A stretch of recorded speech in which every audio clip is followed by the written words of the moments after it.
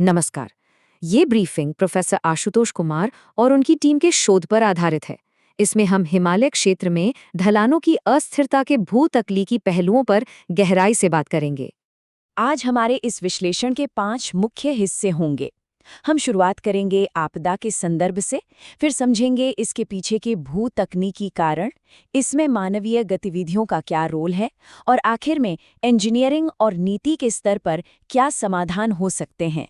तो चलिए सबसे पहले हाल की मॉनसून की घटनाओं से हुए नुकसान के पैमाने को कुछ सत्यापित आंकड़ों से समझते हैं।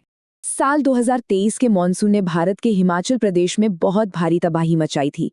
उस दौरान भूस्खलन और बाढ़ की वजह से 428 लोगों की जान चली गई। इसके ठीक बाद 2025 का मॉनसून तो और भी ज्यादा विनाशकारी साबित हुआ। इससे पूरे भारत में मरने वालों की संख्या बढ़कर 1528 हो गई। ये आंकड़े दिखाते हैं कि चुनौती कितनी गंभीर है। और देखिए, ये समस्या किसी एक देश तक ही सीमित नहीं थी। उसी 2025 के मॉनसून में पाकिस्तान में भी 1006 मौतें दर्ज की गईं, जो ये बताता है कि ये खतरा एक सीमा पार और क्षेत्रीय मुद्दा है। इन विनाशकारी आंकड़ों के बाद अब ये समझना जरूरी है कि इन ढलानों के खिसकने के पीछे के प्राकृतिक और भूवैज्ञानिक कारण आखिर हैं क्या। चलिए इसका विश्लेषण करते हैं। ये जो नक्शा है, ये दिखाता है कि 2025 में बादल फटने की ज्यादातर घटनाएं लेसर हिमालयन सीक्वेंस में ही हुई। असल में ये एक टेक्टोनिक रूप से बहुत सक्रिय क्षेत्र है।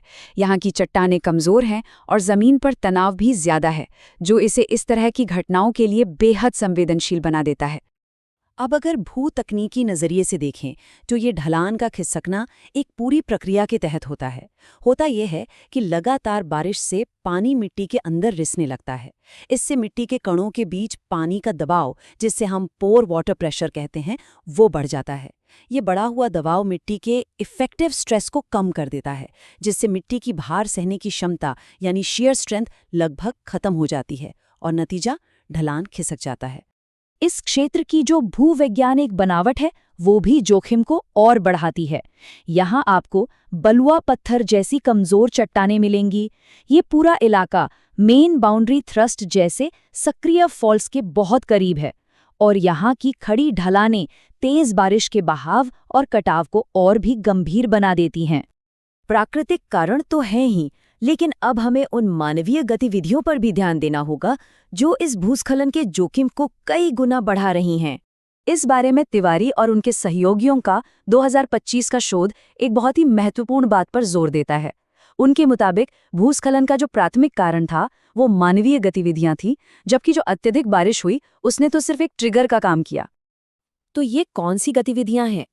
इनमें सड़कों के लिए ढलानों की अंधाधुंध कटाई, शहरों का अनियोजित तरीके से फैलना, जंगलों की कटाई जिससे प्राकृतिक जल निकासी रुक जाती है, और हाँ, निर्माण से पहले जरूरी भूतकनीकी जांच की कमी, ये सब शामिल हैं। ठीक है, तो अब जब हमने प्राकृतिक और मानवीय दोनों तरह के जोखिमों को समझ लिया है, तो अब उन व्यवहारिक इंजीनियरिंग समाधानों पर बात करते हैं जो हिमालयी क्षेत्र को ज्यादा लचीला बनाने में मदद कर सकते हैं। इंजीनियरिंग उपायों को हम मुख्य रूप से 4 कैटेगरी में बांट सकते हैं। पहला है स्टेबलाइजेशन, जैसे ढलान की प्रोफाइल को बदलना। दूसरा है रीइंफोर्समेंट, जिसमें सॉइल नेलिंग या जियोसिंथेटिक्स का इस्तेमाल होता है। तीसरा, सतह और जमीन के नीचे पानी की निकासी के लिए बेहतर ड्रेनेज सिस्टम बनाना। और चौथा, और बहुत जरूरी, अर्ली वार्निंग सिस्टम के साथ लगातार निगरानी करना। और इसमें खास तौर पर हाईवे इंजीनियरिंग में बदलाव लाना बहुत जरूरी है।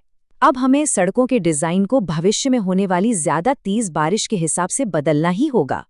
इसमें ढलानों की बेहतर सुरक्षा और एक उन्नत ड्रेनेज सिस्टम को शामिल करना ही होगा।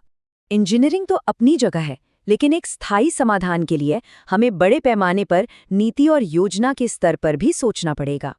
इसके लिए कुछ प्रमुख नीतिगत सिफारिशें हैं, जैसे जोखिम के आधार पर भूमि उपयोग के लिए हैज़र्ड जोनेशन लागू करना, इंफ्रास्ट्रक्चर के लिए सख्त जोनिंग नियम बनाना, सभी क्षेत्रीय योजनाओं में भू-तकनीकी जोखिम का आकलन जरूर शामिल करना, और खतरे के प्रबंधन के लिए देशों के बीच डेटा साझाकरण को बढ़ावा देना। तो निष्कर्ष बिल्कुल साफ है। जोखिम को कम करने के लिए एक एकीकृत नजरिया कोई विकल्प नहीं है, बल्कि ये हिमालय क्षेत्र के भविष्य के लिए एक बुनियादी ज़रूरत है। अगर एक व्यापक और एकीकृत रणनीति नहीं अपनाई गई तो इन विनाशकारी घटनाओं का सामाजिक, आर्थिक और पर्यावरणीय प्रभाव बढ़ना तय है।